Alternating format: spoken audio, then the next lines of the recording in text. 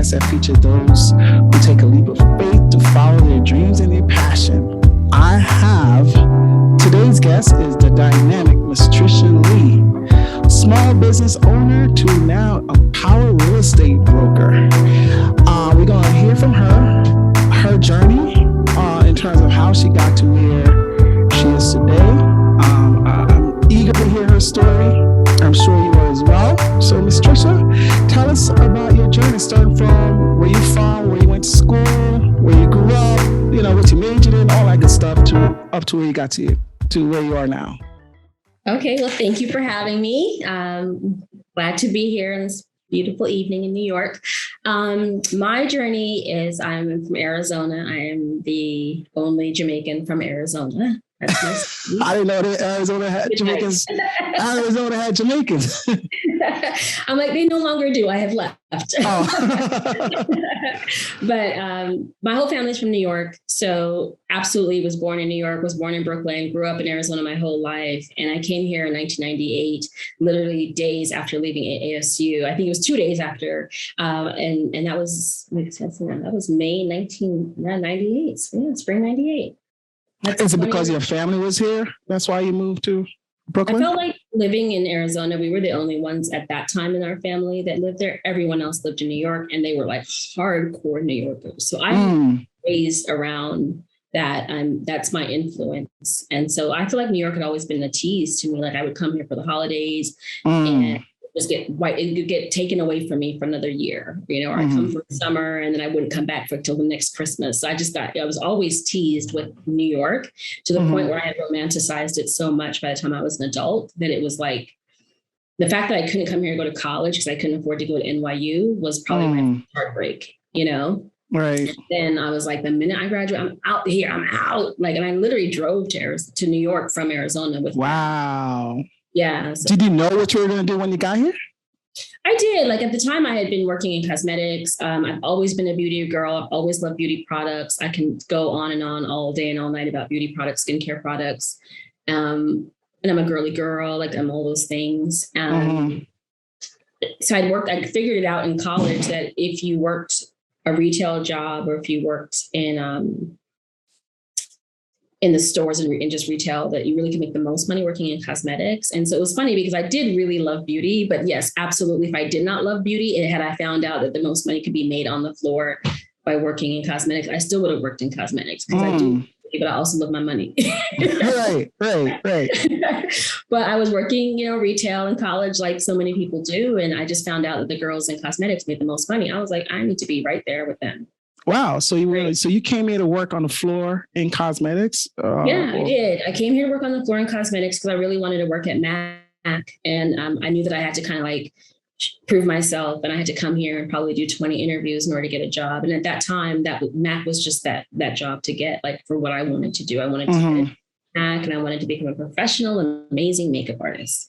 And so how did that... That's why I moved to New York. I was just I took my job. I was working at Estee Lauder. I took that job and I came here with that job. And I think within a week I was interviewing for MAC. I got a job there in about 2 months and I was there for 10 years. Wow. And so what was your experience there? And, you eventually become an entrepreneur, a business owner.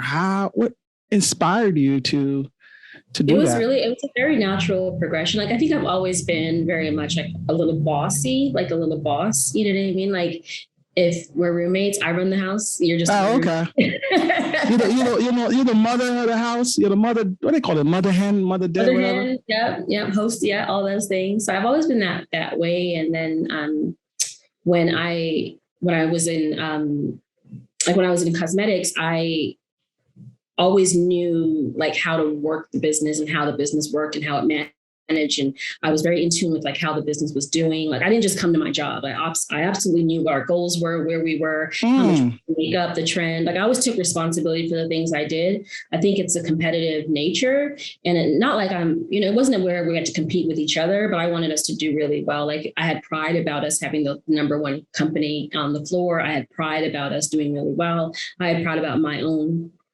results. I've always loved sales because you kind of got that instant gratification and ego boost that you need to just say you had a great day, you had a great hour, you had a great, you had a great event, whatever it was. It's immediate. You can put the work in, and at the end of the day, you can feel good, or at the end of the week, you can feel good. And I've always preferred to work that way, like not where there's 10 of us all doing the same job and who knows who's really pulling the weight. I'm like, no, reward me for the extra weight that I'm naturally going to pull, because that's just how I approach things. So sales, cosmetics, anything commission, yeah, all day long. Well, most people are not go-getters like you. Most they just want to be a part of the team. They just want to blend in. But you didn't care. You were, you're a boss, like you said. What inspired you? Like even in my home, I was like that. Like as a child, I was like a bossy kid. But you're talking about someone that is a Jamaican woman, being plucked out of New York and being thrown into Arizona, where you're 1 or 2% minority. Mm-hmm. Everyone's evaluating you, and half of them are hating you, and the other half are confused by you. But everyone is pretty clear, and so are you, that you don't really fit in and you look nothing like anyone else, So in every environment, whether it was in the home, residentially, at school, or in organizations and interest groups, you were always you were a part of the 2% minority group, mm-hmm. And so I think it really kind of fucks you up. Can I curse on here? I don't know. Sorry. Girl. Keep it 100 with us. I do think it damages you, though, because it's either going to make you shrink, or it's going to really make you outgrow and like outperform. And a lot of that is just being like we had discussed before we started taping. It's like, they let them underestimate you. So that's kind of was, by the time I got to entrepreneurship, I had already been trying to prove myself to myself, and also let people know who I am, and so I had almost been reared that way. That's just how my entire life existence had been. So like in high school, it was like, there's no Black people here. Okay, well, I'm going to be the president of the class. Fuck y'all. Wow. And that's what you were. You were the president of the class? I mean, I'm not showing up. I'm going to dominate. Wow. You said something dope just now. You said, I have to prove myself to myself. Yeah. You didn't care about anybody else. You was like, I had to prove myself to myself. That's a gem right there. That's a bar right there. Bar, but it's a response to an experience, right? So it's like a response to, just having to compete. Right. You know what? I know what you feel, especially being an immigrant, and our parents didn't know the system in terms of how to get to the top schools, how to get into the right position, so you could get in the right places in your career. So we had to figure things out the hard way. Feel like I had to go through the back door a lot, and I feel like you had a chip on your shoulder. That was your approach to everything. And I think that the jig is that no one thinks that I do, because I sound a certain way, I talk a certain way, and I interact with people a certain way. But it's like, no, it's the same. Like, I'm no different than your experience, because I've had, far bigger challenges. I mean, I had friends that I wasn't even allowed to come to their house if their dad was home.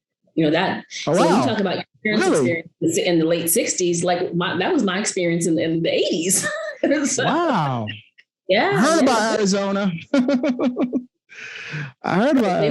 might be trying to rebrand now, but I can only speak to my experiences, and just having teachers that just wouldn't give you a fair shot. I remember that humiliated me one day for doing the same thing another kid was doing. We both got busted, but he really took joy in humiliating me. So I think by the time I was an adult, I had already decided that the way that I can take charge of a situation is to be in full control of a situation. So like, in work, you have a lot of control when you're really fucking good and they can't deny you, right? Mm-hmm. And so and then in business and in small business and entrepreneurism, everybody down to your own clients are going to tell you half of y'all fail. Well, actually, isn't it 9 out of 10 of you that fail? That's messaging, right? Right. And that's just so. But but you're talking about somebody that's already prepared for this. Oh yeah, you were preparing for New York without realizing you were preparing for New York. Because all the time, I can't believe you're not from here, and I'm like, Yeah, I'm not. Yeah. I mean, that state of mind is so important in making it. Everyone wants to come here and dominate. Everyone envision themselves dominating New York, doing what they want to do in New York and being the top of their game. But I would say most people fail, you know? Run right back home. Huh? And run right back home. and run right back home. But you are, I always say New York always eats people alive. As much as people give to New York, they don't get back out. No, it'll mess. I mean, I think I wanted to leave 3 times in my first year. Like I just didn't know that I could cut it because I really didn't have any support here. I didn't have any family support. Even though you had your family here? Yeah, my whole family was here, but they weren't family that I had. Like literally the year before I moved here, my grandmother retired to Arizona, and so that was like the root of everything. That was like the reason why we would come here. And I mean, now fast forward, everyone lives in Arizona. They have all bounced and they've all left. So you're like the only one left? Yeah, I'm the last, and I'm used to having to figure it out on my own. So, which is not always a good thing, but that's my truth. And so that's what I've always done, and I've done it in work, and I've done it in business, and I know that it. I know that I'm underestimated. I expect that. Not anymore. I'm like, that's okay. I'm gonna let you finish. I know you're not the underdog no more. I'm gonna see you coming now. That I learn things. I can perfect things if I really. Right. So let's talk about your how you became a business owner. How did you make that happen? In terms of what was your process? My experience at Mac, and that was really, I think, what confirmed for me that I could do it. Like when I started working at Mac, this was 1998. Mac had just sold off like a huge portion of the business to Estee Lauder, and had basically, like that was their exit strategy. So the 2 owners were now off on their exit strategy and had become zillionaires off of selling Mac. Wow. Okay. I'm walking into a company where the checks are hand signed by the owner. It's a very small company. It's very successful, but it's a small business. Like they didn't have a lot of doors. They weren't in department stores at this point. They only just had their own stores, and like literally probably a dozen of them all throughout the country. Very small. So I get there in 98, and that's the routine. And then I'm there for 10 years. And in that time, they're in every retailer. They have thousands of stores. They're all over the world. They're what they became in the 2000s. And so I'm there from the very beginning to what it became. To where it became in New York on the front lines. So you really go through a lot of growth challenges and startup challenges, and just bringing that business to scale. But like working in the trenches in the business, you start to understand how things work, why they work that way, why they have to change, and how they have to grow. So it was like getting an MBA, but exactly. It was everything. It was everything about marketing, branding, how people should feel about your brand. They should clamor for that shit. You know what I mean? Like that's what I was learning, because I had people that stood in line to buy lipstick. Yeah. And there were 100 other counters that sold lipsticks. Right. So there's something about that experience that teaches you true marketing. Like the story, the brand story, like what you tell me, what I tell you is what you will believe about me. Find out you're about to teach a master class on this conversation. Yeah. It's crazy. It was crazy. So everyone's like, what did you, how was that? I was like, that taught me everything. And also like, a lot of failures too. You're learning, because these big companies, they don't always get it right. A lot of times they get it wrong. So you're learning at their expense, at their dime. Right. It was the best thing for me. And that's what let me know I could do my own business. Because I was like, I'm running their businesses. I'm running their multi-million-dollar business for them. Yeah, I think I'm ready. And so the Polish Bar was born out of me biting my nails, loving that experience of going to really cute nail bars and just kind of wanting to create that, but in Brooklyn. I didn't like that back then. We didn't have fun like experiences in Brooklyn. Like it was we still kind of like, you doing it in Manhattan though, right? Like if it was going to be something special. Right. So I thought that there were a lot of women like me that lived in Brooklyn. And so I just created a business that I would appreciate. And I was right about that. There were a lot of women like me. How did you get your funding? Was it no funding? There was zero funding. I had been smart enough to understand at a very young age that real estate changed your life and it could change your financial picture drastically. And so like, I definitely came from a background where my mother impressed upon me the importance of credit, properties, assets, investing. So I was drilled with that as a child. Mm-hmm. And so by the time I opened Polish Bar, I owned an apartment. And I had bought an apartment, and I probably was the only person in my entire peer group that owned an apartment. But in my mind, it was important to sacrifice and save and buy something. And I bought some in Clinton Hill. One thing I naturally have always had is an ability to just look at a neighborhood and to see where it's going, even in Arizona. And so when I wanted a house in one area, I actually bought in another area, a far smaller property, far less nice property, but the neighborhood was right. And so that property was appreciating crazy. Like I had been there for like a year and it had gone up like 150,000 or something. Wow. Like that. Yeah, wow. It like tripled in value the entire time that I owned it. So I pulled some money out of there and had some money in savings and got about $52,000. And that's what I opened the salon with. And wow, how crazy was that? Because I had no backup plan. And that business, it just profited from day one. I think we paid up all of it. You said it profited from day one because your instinct was right. There were people that wanted that, in Brooklyn. I mean, I paid myself back in a year and a half. Absolutely. Oh, wow. And then a year and a half in, not only had I paid myself back, I was facing the dilemma of I had outgrown the space and I was losing my business. And I was getting a lot of heat for that because it was like, it's nice if you can get in there. And I can't blame them. They were right.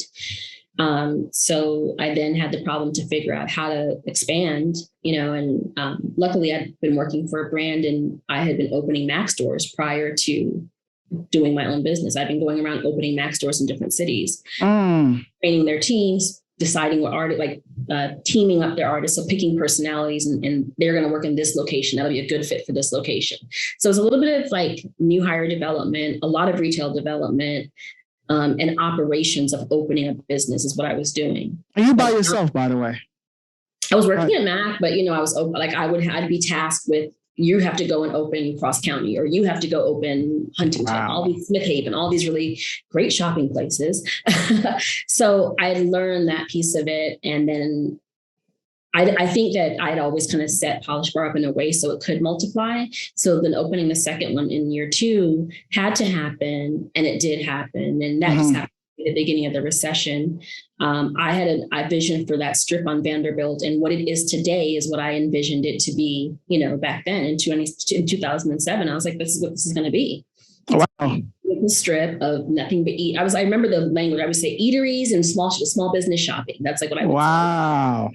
And is it not like walk the strip? That's exactly what happened. But I've always been able to see where something would go just looking at a block. Like it's a really weird thing. Right. I was early though. So like what we were talking about earlier, I was early, Barclays got really drastically delayed by like years, 4 or 5 years. And so where that strip is at currently is where I needed it to be. When you open up. Yeah. So it was a hard business, and it was just only luck that business stayed open for 5 years. And I think it was just straight stellar marketing because the client body multiplied and we were able to have one store that continued to make a great profit and another store that more than paid for itself. But the bigger, more expensive store never turned the profit that the little baby store made. So in hindsight, I don't think I made any bad moves because the failure of the second location would have never put me into real estate. Mm-hmm. So like, there's no regret. I hate when people say that. I'm like, yeah, you have regrets. Right. No. I mean, everything happened for a reason. There are no regrets at that, though. Right. But you know what? You said something, based on your story you told. You was like, you was doing it for other people. Why don't I just do it for myself? Yeah. There's so much of us dynamic, working in corporate America, making other people money. but they don't really believe in doing it for themselves. So you're an example of someone who said, F that, I'm going to better myself. And this skill set that I learned, I'm going to, apply it to what I want to do and to building my legacy and building my wealth. Yeah.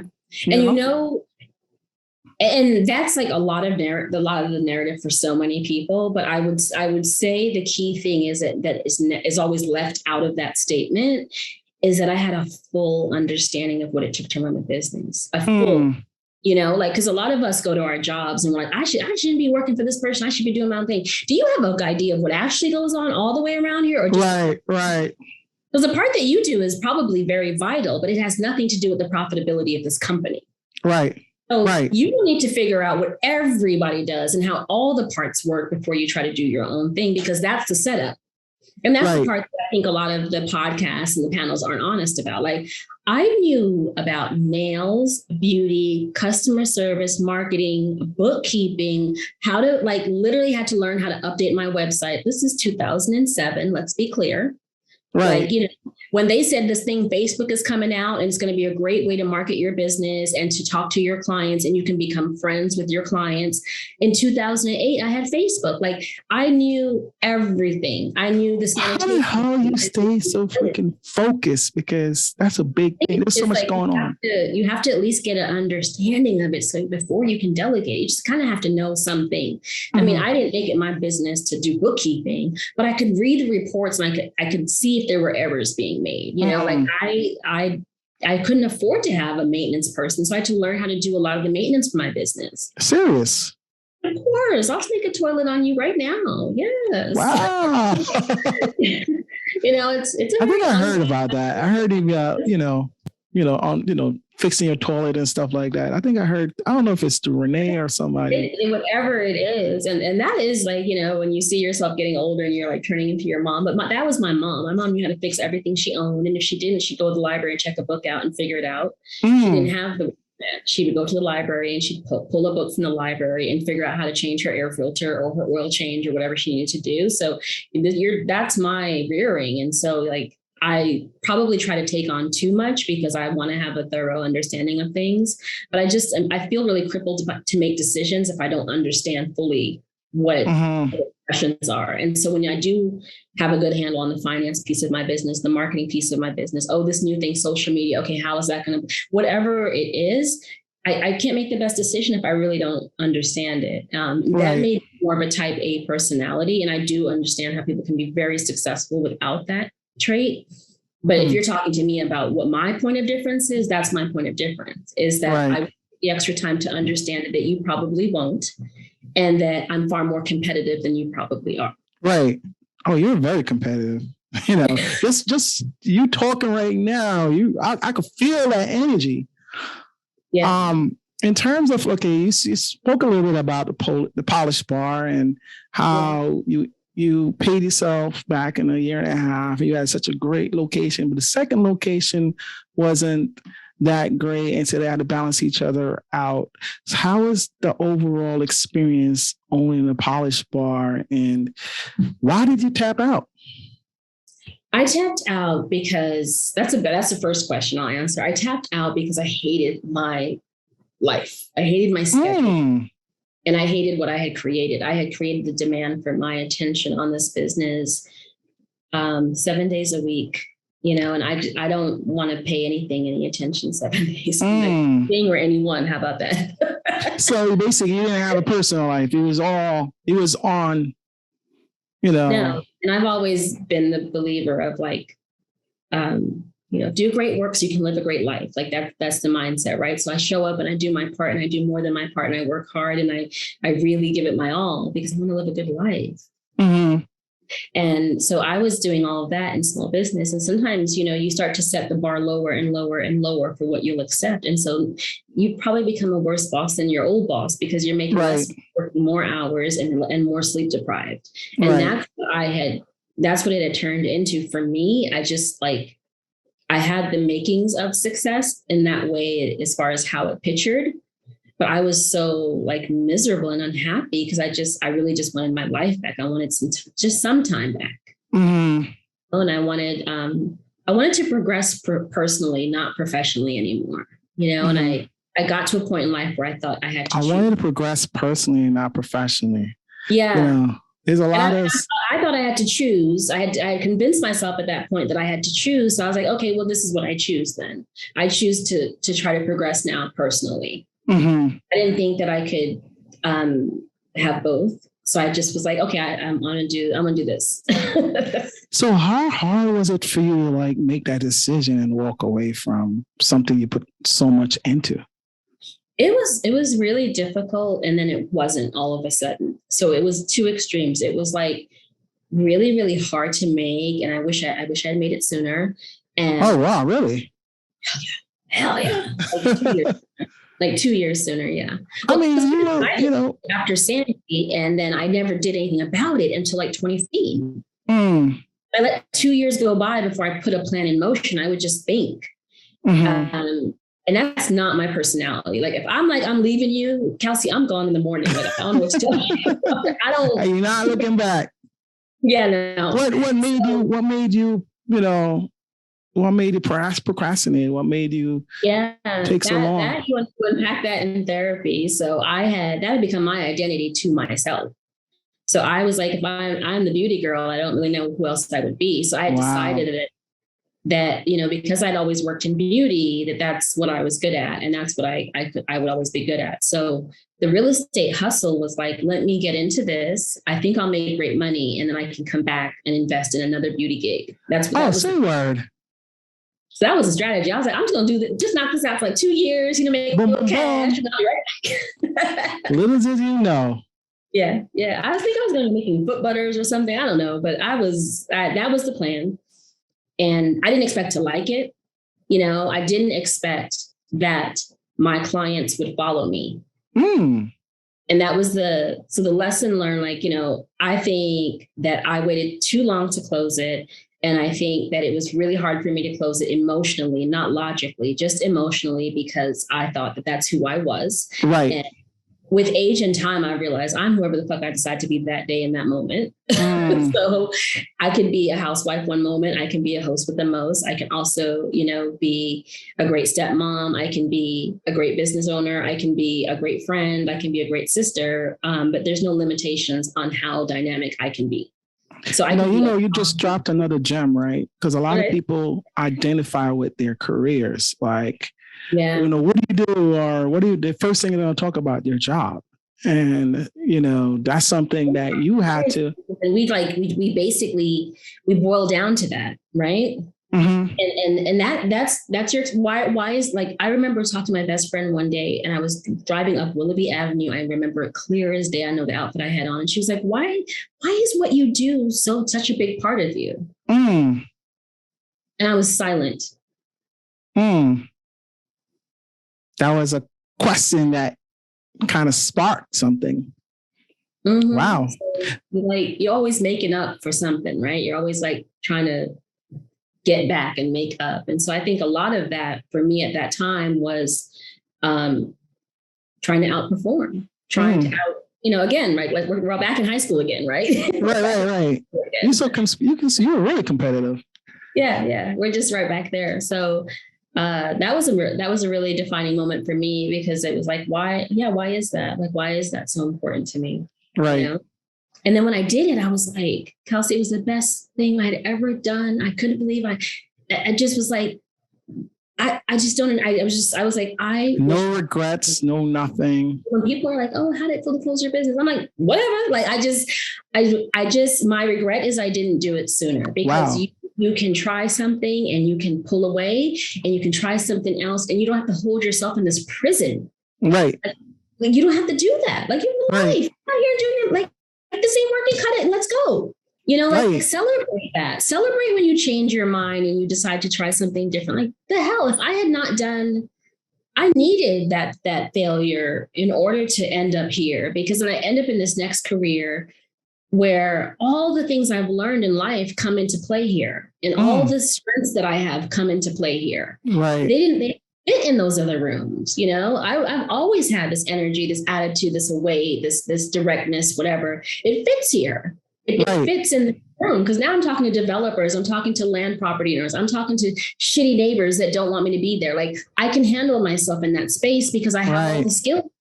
Yeah. You know? I mean, I was, one of the quick questions that I had was what made you choose real estate, but it all makes sense. It all makes sense. Owning a property. Real estate and beauty. Think about it. Like, even down to like, I remember suggesting stores at Mac and being like, we should have a store in Brooklyn Heights. We should have a store in everywhere I suggested. Those stores did phenomenally. Like, that really was happening back then, Right. And even like in locations with Polish Bar, I had people that would be like, I want to know where your next store is opening because I know I need to be focused on that neighborhood. Like, I had investors that literally were like, wow. Neighborhood, you go in when it's cheap and then it gets hot. Based on just how the stores open. There's a salon chain here right now called Honey. And I met the owner of that guy. We used to sit on a board together for Dashing Diva. We sat on the board, but he was like, I used to watch your moves because I knew if you were focused on a neighborhood that I needed to be focused on that. So hard. Yeah. So I think it's always been there. It's always been there. It just took a couple of different missteps to really reveal itself, And then now I'm just trying to work through all of the obstacles and challenges that so very well to do something bigger and better than me, bigger and better my capacity. And I have in my mind what that looks like. I just need the support and the help to make it work. And so that's where I'm at now. That's the reason for of doing all of this, of staying with real estate, was that I felt like, okay, this is not going to be just a quick, let's just get in here and make some money. Like, no, learn the craft, learn the art, learn it for yourself so you can really do a great job with it and do more with your life because you do it. You said your customers followed you. What do you mean by that? In terms of, is that why you became such a beast in real estate out the gate? I would have to credit half of my progress. It's hard because like in numbers I'm successful, but in my plan I'm not successful just yet. But my plan is for myself. I'm on target, but I'm not successful. So I would say that my progress is 50%. They own 50% of my progress and any success that I've had, because my clients, they believe in me, period. They really believe in me. What is it that they believe in? What is it they saw in you that made them believe in you and trust you with such a big, they said real estate is one of the biggest decision and purchase that anybody would ever make in their life. So, not having an experience in technical official experience as a broker, you're coming like, oh, I do real estate now. What made them like, you know what? I'm gonna go with you. I trust you. What is it you think? Is it your work ethic? Is it your marketing and branding skills? What is it? I think it's, I built, real estate is a business of relationships, and I built those relationships previously. So my biggest pet peeve, and anybody who knows me will know, I hate, well, it was easy for you because you had Polish Bar. And I'm like, I had Polish Bar, so it was actually twice as much work for me. I built my relationships with that business and brought them to this business. Right. Correct. And that's hard to do, by the way. I'm trying to do that right now. Yeah, because when you diminish the 10 years of Polish Bar, you're not being fair, because you're saying it's easy for you because you had that for 10 years. I ran that business for 10 years. What have you done for 10 years? And what have you done well for 10 years? Then we can have a conversation. So that was such a huge sacrifice to do that business and to walk away from a good paying 6-figure job and do that at that time, and it wasn't trendy and cute at that time. It wasn't. There weren't communities for us, and there weren't groups that we didn't have meetups. We weren't a thing. Yeah. So it was a risk. And I think that being forthcoming with my clients about the fact I am no longer happy with this business and I'm wanting to do something else, I would love for you to follow me to the new business. I wrote my own personal words to all of my clients. I think I emailed it to like 18,000 people. Wow. 90.9% women, 92% Brooklyn women. And at that time, we had a 22,000 person database. And I know that I sent that email to somewhere upwards of 18,800 or 18,900 people. And again, that was my demographic, So if you were to take pictures of what I closed deals with, yes, 90% women, because that, my relationships come from where? Come from a beauty business. But I think that what I did in that moment, I had never done before. I had always positioned Polish Bar as the brand, and I had never really, I had some notoriety because obviously I had these businesses and people thought they were cute and they had ridiculous press. So obviously, right. We were known, or they were known. It was known. I wasn't known. It was known. And I liked it. It was known. I liked the fact that I wasn't known. So I like to kind of keep it that way because it's never, I want to be in the cut and get paid. Like can I just explain that? Trust me, that's, I've always dreamed about that, but that's not possible. Yeah. You have to, people got to know who you are. Yeah, I'm learning that. I'm definitely. No, you've learned that. Yeah, I learned it early.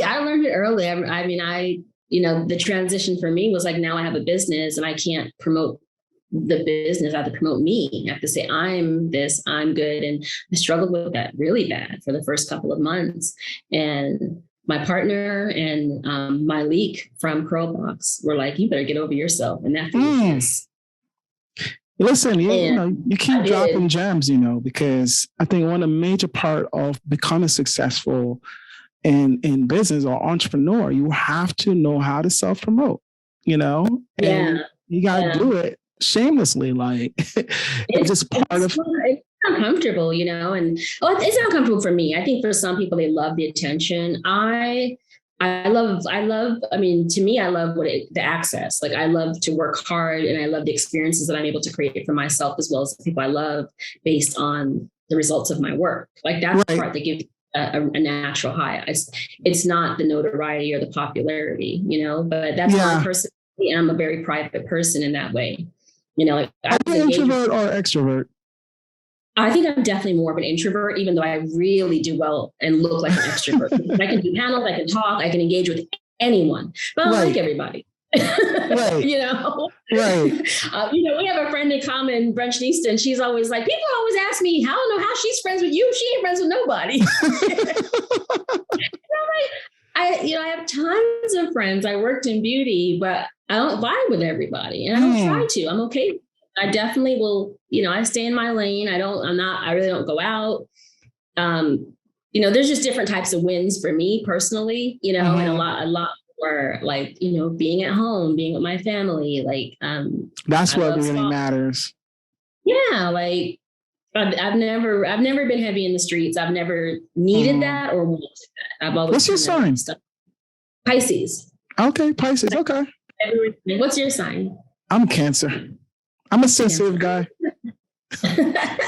I'm in tune though. I have like sixth sense. I could feel people's energy. Yeah. I could feel people's vibe. And I'm also an introvert, by the way, even though I'm the social broker. So it's like so ridiculous. I think a lot of people are introverts though. Yeah. Especially. I like my people. I don't like people. And I'm like, I feel you on that. Yeah. Especially being in New York. I think I remember how I started doing events because I was so comfortable at home. I was like, but the world is going on out there. I got to find a way to kind of be a part of it. So I purposely started doing events because it gave me a reason to go out. That's good. And if you enjoy, like, if you want to stress me out, tell me I have to get ready and go out. That's crazy. Like, I can get up and go to work every day, but like, it's my poor partner. If he can't make a plan at night, because he knows 50% of the time I'm going to weasel my way out of it. I don't love that type of activity. I definitely love being home and I love watching TV with my family. Right. I fall asleep within 10 minutes and they watch the rest of it and it's fine. Oh, wow. That's dope though. Because a lot of, I think when people hear your story, they feel, a lot of people think in order for you to be successful in New York, you have to be that extrovert. You got to be everywhere. And to me, I think it's the total opposite. You don't want to spread yourself too thin. Be very like you can come across very strong, even if you stick to yourself and even if you do better on your own. Right. Like, I do think you can come across very strong. I think like when you ask me why like, why do women trust me? I think it's because I'm very direct and I'm very consistent in that directness. I think I'm always just naturally wired to improve upon something I'm a part of. So if I'm on your podcast, I want to make it better. If I'm at your party, I want to make it better. If I'm selling your house, I want to do a better job than the person selling the house next door. I always want to feel like I literally say this constantly, and I hold myself to this. If I'm a part of it, it's going to be better than it would have been if I wasn't.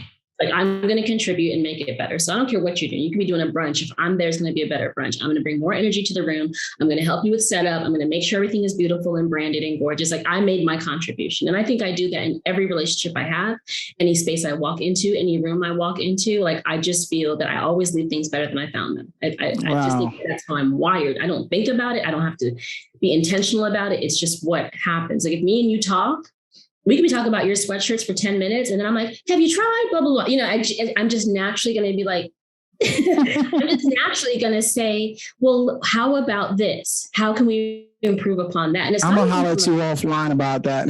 It's not even speaking. It's just, it's almost like you're feeding me information. And I'm like, how can I make it better for this person? How can I make it better for this situation? So I'm like, if it comes even down to a party, I'm going to make it better. I'm going to help you. I'm going to support you. You know, that's how I am. And I think so by the time I got into my second business in real estate now, hey guys, I'm all going into real estate and I wish that you could follow me. I think that the relationships were really solid at that point. You know, it'd been a decade. And so they were like, well, she does do what she says she's going to do. That's one thing about her. You know, I think that was kind of. So they saw your consistency. In my life, yeah, I was a grown woman, like quitting my damn business. Like, how do you quit your business? That's crazy. I was quitting my business and I was starting a new career. And my personal opinion of that is that a lot of people, if they couldn't relate to me on any other level, they could completely relate to wanting to quit your life and start over. Oh yeah. I think that so many people followed along for that journey because they wanted to know, how does this end? And how does she keep going? You know, and the same, I think it's like an admiration I feel when I interact with people. I do feel that they're proud for me, but I also think that they're happy to know that I did well because it lets them know that they can break away and start. Right. You know, and that is why I wanted to. That way. And that's why I wanted to interview you, because I've seen you move. I mean, from my perspective, it seems so effortlessly. But you dominated one industry and left it. You dominated another industry. And, you know, a lot of people are like so hesitant to bet on themselves. They want to know, like, what do they need to know? They want me to tell them it's going to be okay. It's not effortless. It's hard work. It's staying up late. It's consistency. I mean, God, there's so many days where consistency. Damn thing and nothing ever changes, and then you start to feel crazy, like, well, maybe I'm off. You know, like, right. You're trying every day and nothing is working, you know, but like, shit, that was my process. That's what I went through, you know. And you know what, maybe I think the difference is when I opened Polish Bar, I was at an age where I was far more fearless. You know, when I started in real estate, I had fallen on my face. I had ruined my credit. I had lost my money, and I was very humble. I was humble, but I absolutely felt like I was in the wrong setup. I was like, I'm supposed to be. This is all wrong. Let's scratch this again. You know, because I felt like this isn't. I'm a winner. What am I doing here? You know? Right. I feel like I've worked too hard. And I've sacrificed too much. I've lost 10 years of my life. You know, 10 years of looking for my mate, 10 years of, you know, living in different places and travel. Like, I wasn't traveling. I wasn't able to see the world that I was living in. You know, I was working every day. So I think that the process is the process. And there's like, I could talk to you till you're blue in the face. It is what it is the same as you experience it. Real estate is hard, and real estate is just like life. Like, you could put all you got into it and nothing can come out of it. You could just show up and people could just bless you with something. You know, it just, you know, but the key is sticking to it, because it is a career that you will not make any money for a year to 2 years. You will not make any money. But guess what? In entrepreneurship, that's kind of what happens. Right. There's brands out here that we have stocks where they ain't made no money yet. You know? So when did things change for you? You know, saying that out the gate, you had to hustle and keep working, nothing was happening. What was that turning point that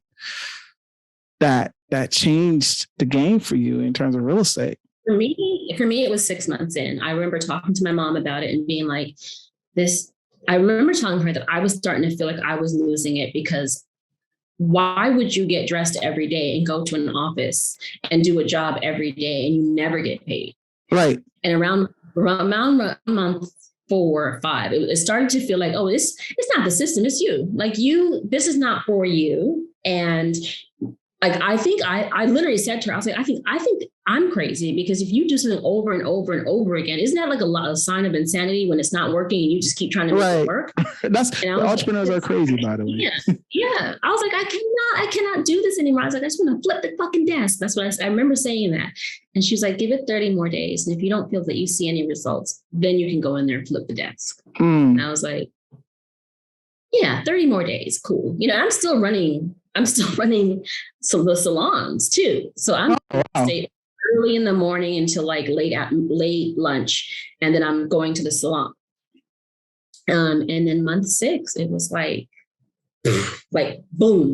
Wow. Yeah, it was over. It wasn't overnight. I should never say that, because that's a lie. Everything started to click in month 6. Everything started to click. Every offer started to get accepted. Every client started to call. Every pitch worked. Wow. I had clients that had exclusives with other people and were like, I can't wait for them to be finished so I can give it to you. Wow. Or in my second sale, they were like, I just signed an exclusive, but I haven't returned it. I had no idea you were in real estate. Let's talk today. I jumped off of a treadmill and went to her house. Wow. Showed up at a pitch with a workout outfit on. Wow. Yeah, it was month 6. And then it was just on fire ever since then. When I closed Polish Bar, I had 11 deals in contract. Oh, nice. And I was in the back door at the closing party. I was in the backyard taking calls, and I got my 11th or 12th signed contract. No, accepted offer at that event. So my friends are inside partying. I'm outside getting an accepted offer. Wow. Yeah. So what is this where you were Corcoran? I was at Corcoran. Yep. Corcoran, yeah. And then you transitioned to Compass. What made you transition to Compass? Their founder is like, I don't even know. He's just amazing. He's everything. He's wonderful. Robert? And he saw Robert Ruskin. Yeah. Like he's like to me, he's like Obama. I always say that, but I don't care. That's how I see him. Yeah. He's amazing. And I don't know how I got on his radar, but I definitely was really killing it my first year at Corcoran. And so I would imagine he knows like who's killing it where and whatever. So I was introduced to him, brought to meet him. And I probably was like 9 months in at that time. Mm-hmm. And this business just made sense to me, that like what they were doing, that business model, the tech, everything made perfect sense at that time. And I was actually really flattered that for me being such a brand new agent, they weren't actually taking agents that weren't experienced at that time. So I was coming in as the newest broker the newest agent in their company. Yeah. And in my first year, I had done enough deals to get my broker's license. I think it was 14 something million I had done before the year was even up. And so he wanted me, I wanted to go there. And so that's what I did. I left. And, I left at a time where people don't leave brokerages that early in their career, and specifically when they're getting their stride. Right. Yeah. But I will do that. It's the same way that I left Compass to go to Sirhan. And it's just like, what? Yeah, that's what's I know. I mean, Compass just went public. They feel like they caught their stride, and everyone, it's like the most recognizable brand in real estate right now, especially with the modern day tech approach. And yeah, you left. What made you do that? I think I knew I was hitting 5 years, and that's my personal limit, for anything. So that was a bigger part of it. That it was like, okay, I've been here for 5 years, whatever it is. But I guess I think I started the year thinking I was going to just meet with everyone, because everyone calls every day and everyone wants to meet with you every day. They try to poach you. Everyone try to poach you. Yeah, like I'm like it's cute, but it's also like a lot, you know. Sometimes I'll be halfway in the conversation. I'm like, oh wait, you don't have a property for me to sell. You're trying to give me a job. Oh, right. no. Right. It's so confusing, but I just knew that the calls would continue. So I started taking the calls in the spring. And I'm not really sure like how I got on Ryan's radar, but then once he was on my radar, I started listening to his books and I really loved his books. And I thought that I'd fit in with his mindset and how he wanted to run his business. Big money energy. Yeah. And I was like, hi, present. Wow. We're here. So I would have to say that his books were what solidified it for me, but I was already on the market and I was already dating. I was out talking. So you were ready to leave.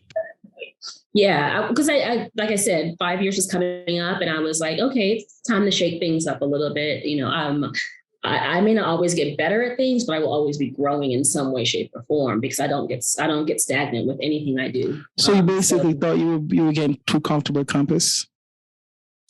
I felt like I was this magical Black girl at Compass, and I felt like I wanted to really be a magical Black girl. Like I really wanted to be a superstar broker. And I didn't think that was going to happen there. It probably will happen everywhere that I'm at, but I didn't think it was going to happen there. I think why you thought that? I mean, why you thought because you were one of the top brokers. Yeah.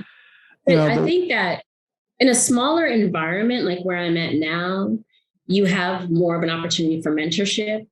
And you have more of an influence on things. You have more of a way, your feedback matters. You have a seat around the table kind of, sort of? Like. You know, and I do think that there's a plan for me in a way that I've never really felt before. And it's good to feel that way because when you kind of have been like a boss your whole life and kind of in control of everything your whole life, what you never expect for is for somebody to actually have a plan for you or to see you in a certain way, like see this for you. Like I could see this for you. That's just been my consistent experience at Sirhan is that even if it's me talking my shit about me and saying, oh, I want to do this, that, and the other. It's like, everyone's like, yeah. Oh yeah, of course. Like, I mean, I remember one time talking to Ryan just about like commuting and he had jumped on the train out of a car to come meet me or something. And I was like, wow, I don't take the train. He's like, Tricia, you don't take the train? I was like, no. And then I just spit out of my mouth. I was like, you know, Ryan, I'm really trying to have a driver. He just leaned in and was like, tell me more. You know? Wow. And I was like, I mean, at this age and at this point in life, like at least start with honesty. You know, at least start there. So I've always felt that comfortability in my short term here. I have had that comfortability. Like I do feel that there's a plan for me. And even if there's not, I feel that any plan I have for myself. There's a plan for you, like a bigger purpose. Yeah, I feel like when I'm like at my current firm, I'm sitting around tables having conversations about what do you want to do and how can we help you? And someone like me, that's all we need. Mm-hmm. You know? Right. And how many times sitting around it's that boss in you. Yeah. I mean, how many times do you sit down and like, what do you want to, like, what do you want and how can we support you in getting there? Wow. Like I belong in that space. I belong in that room. And not to say that I couldn't have had that at another firm, but I have it here. And I think that the move was great for me. I think that when I listen to the broker owner in his books, I think that what he says sounds like things I would say, you know, right. The methodology, you know? And so I think a lot of things are aligned for me to be very successful here and everywhere. Like, I think, you know, people are like, how do you like it? I'm like, I'm good anywhere I'm in it. I'm excited to see how you move. I mean, you know, I've seen you. I mean, Tricia Lee, it's not Compass, it's not Sirhan. Now it's Tricia Lee. You got your own team, the Tricia Lee team.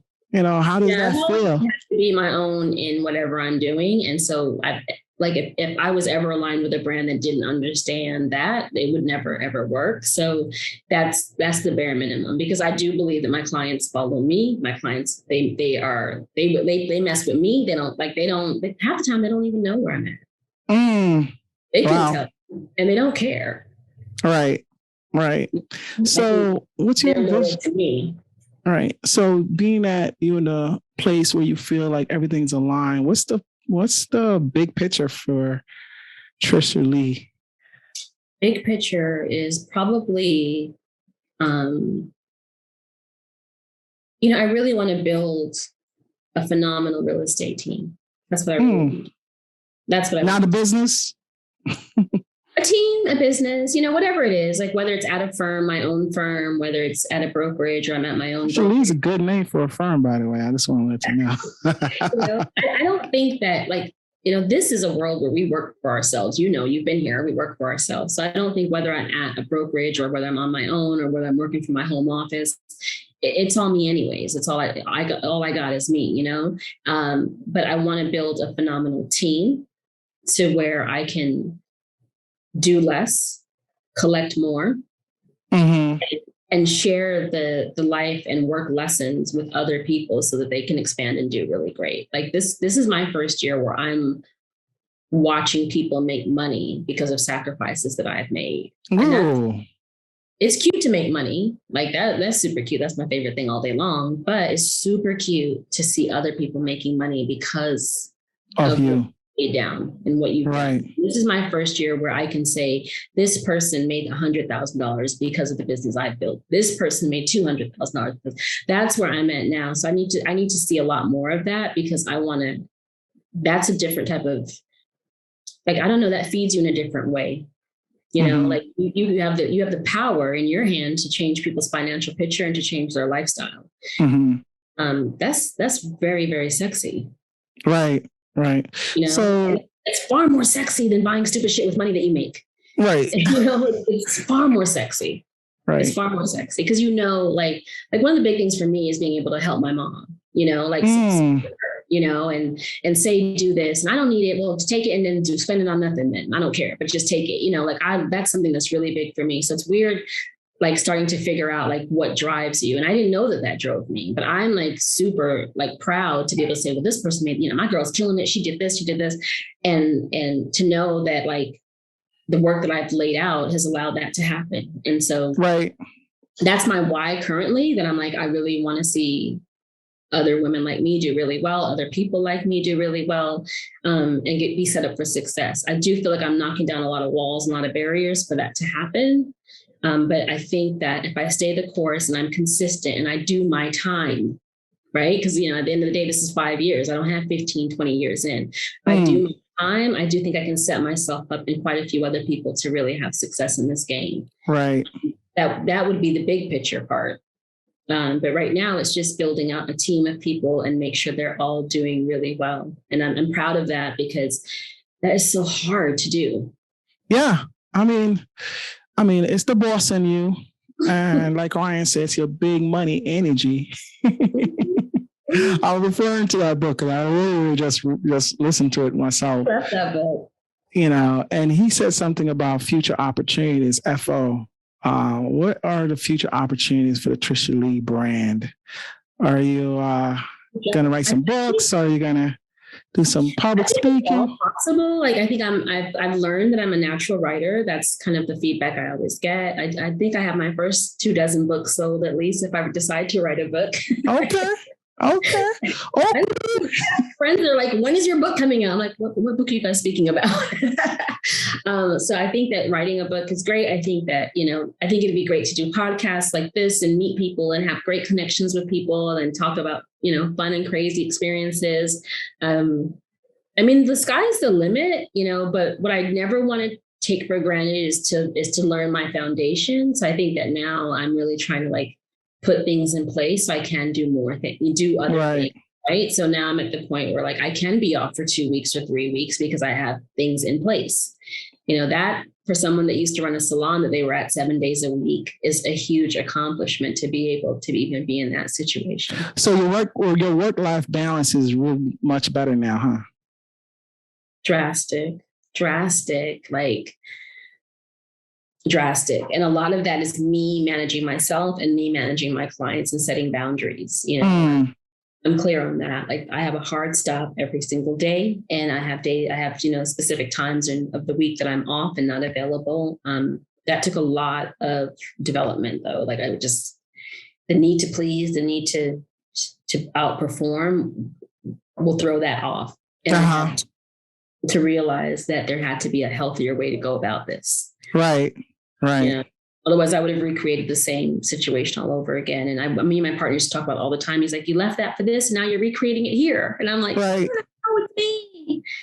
Right. So I'm there now. I definitely have a good balance. And, I'm not sure what's going to happen. I know I'm going to work on selling a ton of houses in the next year. And I believe that will present the opportunities that are the next best opportunities for me. Mm-hmm. I got to perform, and I have to serve my time. And at the end of the day, I've done great things in a very short period of time, but there are people out here that have been killing it so much longer than I've even been thinking about real estate. I mean, and I still have a lot to learn from that. Let me ask you something. I mean, being someone of color, is that a hindrance in the real estate business or no? I feel like it would have to be. Like, I think that, I think being a woman and being someone of color is a hindrance. There are people that they can't respect me because I'm a woman. Mm-hmm. They're intimidated or pissed off by my assertiveness. Mm-hmm. I'm the person you're trusting to sell your biggest asset, but you're concerned about my power. Like you would want someone that's very powerful, and not powerful like in a negative way, but like, somebody that can't be told no, somebody that figures it out, somebody that is resilient, somebody that makes great decisions under pressure, someone that understands the win is not necessarily being right, but getting your way. Right. Mm-hmm. So sometimes I do style step in transactions to make sure that I'm winning, because if I'm winning, my clients are winning. So my job is for them to win. That's my only job. I can even lose. So long as they win, I've done my job. Right. And so I think that you have to be flexible in that way. Sometimes I have to change my whole personality in order to work successfully with somebody, but I do it. I do it because I got to win. Yeah. I think Ryan mentioned something like that in his book as well. It's about the win. Right. So, I think that it's harder for that reason as a woman. It's also hard just like economically. Like, we don't own nothing. Like, our ownership has never been this low. Right. So we don't own anything. You work with who you know. Right. And who you know doesn't own anything. So you're not set up to be successful in real estate. Not in this country. You're just not. And that's what I think I try to speak about more than anything, is recognize how much harder it is for me to do the numbers that you do. Because it's like everybody wants to do great numbers, but there's never a conversation about what it took for me to reach those numbers. Because it wasn't 7 transactions like you. It wasn't. Right. If I did 40 million, I sold 32 properties. Right. I might have sold 52 properties, the price point wise. And given New York and the real estate transaction, it's far more steps involved in every single real estate transaction in New York. So not to ever shade any other territory, but I've lived in other territories. I understand those transactions as well. I understand why I could carry 13 transactions at the same time in Arizona, but I understand why in New York, that would be far more paperwork, far more legal, far more steps, far more processes, Right. And so that combined with a lower price point, because socioeconomically, that's just where you land, Right. Yeah, it's harder. It's just harder. And so what's funny is that everyone treats you like you have this magic formula. And I'm like, dude, I'm doing the work and I'm doing it 3 times as much as you to get it done. Like, show me some fucking respect. Put some respect on my name. I mean, it's because it isn't the same. You should write a book.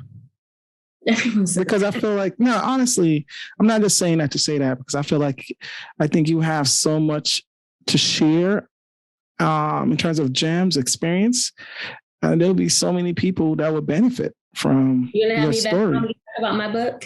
Huh? Are you going to have me back on so we can talk about my book? Hell yeah.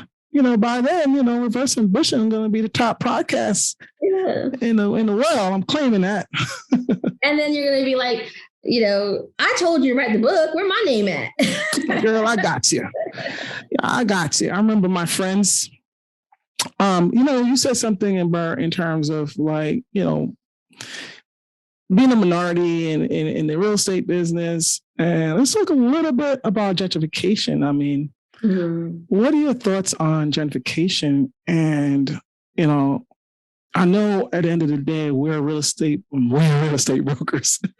It's all about getting that sale, but I know you care about, you know, not just getting a sale, but who gets that sale. Yeah. And who I actually would say I don't care about who gets that sale. What I care about is educating people within my community about home ownership. Like I care about teaching people in my community the value of predominantly New York real estate. Like, because I saw my grandmother retire out of her home.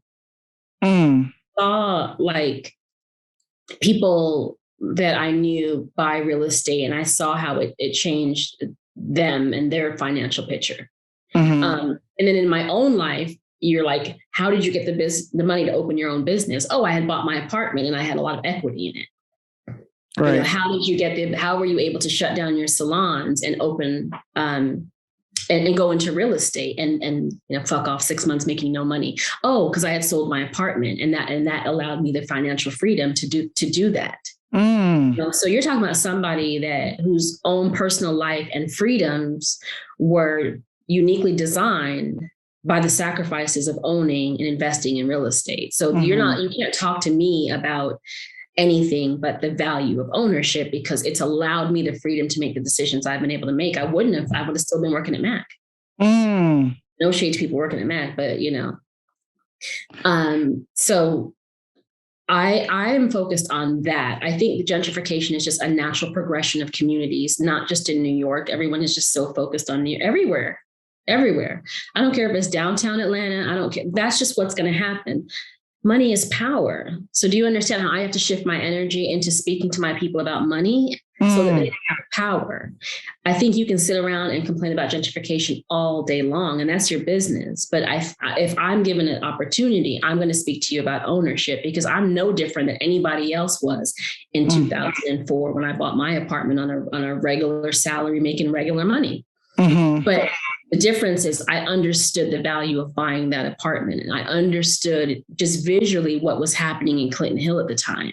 And I knew that if I sacrificed and ate peanut butter and jelly to buy this apartment, I knew in 5 years that things would change for me. So I knew that because I was educated. And so my job is to do the same for others. And so where my energies will always go is in the education piece of it, because you can sit and bitch about the results and the challenges all day long. But I think the energy for us as real estate agents and brokers and prideful people in our own community is to impact change. You know, I focus heavily on that. Like when I'm doing events, you know, I would say half of my marketing budget goes into home ownership education, financial education, building assets. Buy your home, you know, when it makes the most sense, not when you think it makes the most sense, but buy your home this point in your life and watch the appreciation value change. I hate when I'm in conversations about, I'm just going to wait for the market to change. Boy, you've been talking about that for 20 years. Right. You could have gotten up in here, you could have taken a risk like everybody else, and you could have had something to talk about. So what I try to do is talk to people about how they can change their circumstances. Right. You know, it's like, what are you going to do to solve gentrification as a whole? Even if you fixed it in Brooklyn, what were you going to do to fix it in Chicago? What was your plan? Like, or what would be your plan? It's a state of mind. It's a state of mind you have to have. You know what I mean? Like, you just have to figure out, like, how else do you infiltrate? You know, I put single women into homes, and I teach them how they can buy their homes on the salaries that they don't think that they can buy their homes on. I make homeowners out of people. I have conferences where I bring people in, and the same people that talk to me about money talk to my audience about money, and train and teach teach and train, train and teach. That's making an impact. That's a better conversation for my time than gentrification ever can be, because I don't have a solve for gentrification. And quite honestly, I'm a gentrifier my damn self. Right. You know what? I love your answer to that, because, you know, I hear about the frustrations in our communities because of gentrification. And I know at the end of the day, you had this property for the longest time and you didn't take care of it. You didn't see the value in it. And then somebody buy it from under you and beautify it. And now you're crying. So I love that you focus on education. But my own friends that are like, why didn't you take over your mom? I don't want that. I don't want that. And then 10 years later, they're like, Tricia, I want to keep my mom's house. I'm like, yeah. I'm going to talk to you about a property offline. My brother's about to move. Yeah. And, it's been in the family for a while. We're contemplating. You be getting the lead on his podcast, all right? Hey, listen. That's how it works, fellas. That's how it works. Let me grab my pen and paper. Yeah, and you know what? I'm not in New York anymore. I let go of my license. So if I could give you the business, why not? And I'll take it too. Kelsey, I'm getting ready to lose battery. Can I pause you for 10 seconds? No. Okay, I was going to say we could wrap this conversation up.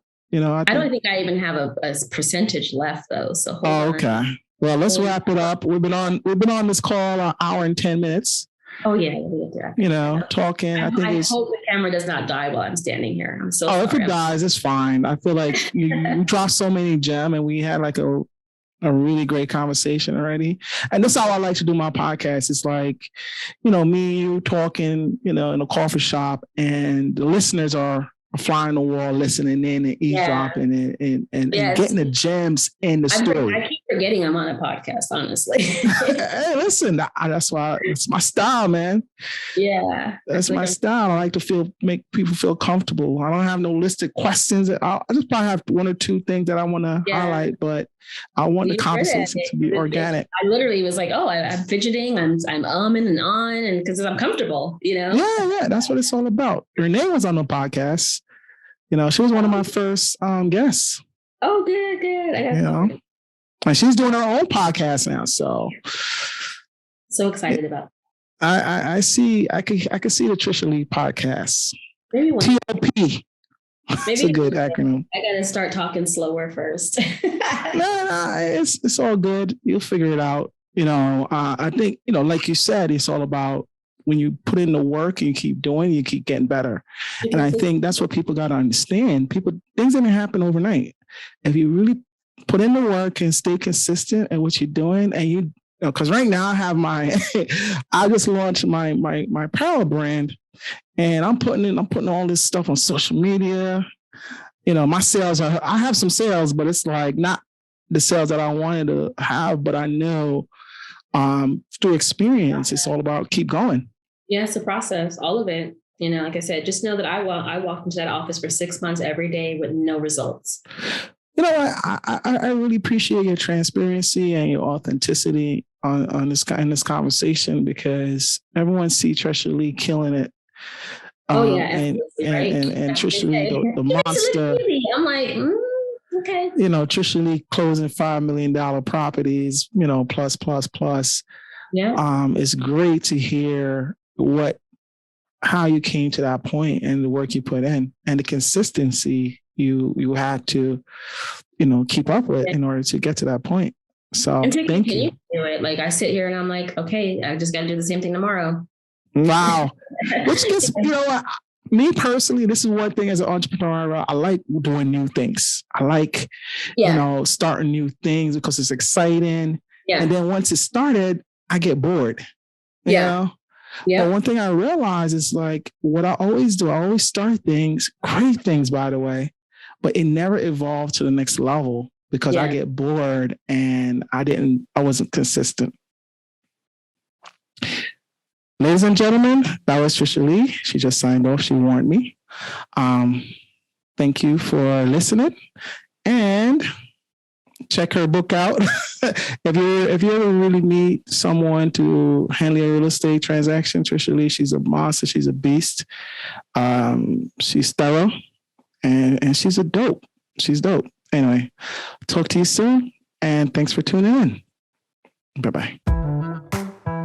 What up, what up, what up? Thank you for listening to another episode of Reverse Ambition. I hope you enjoyed the conversation and got some inspiring nuggets. Before you go, please remember to subscribe so you can be alerted when the next episode is dropped. You don't want to miss out. And remember, it's never too late to leave to follow your dreams or your passion. You can always leap back. Live your life with no regrets. Until next time, my name is Kelsey Cooper, aka The Social Broker. Peace out.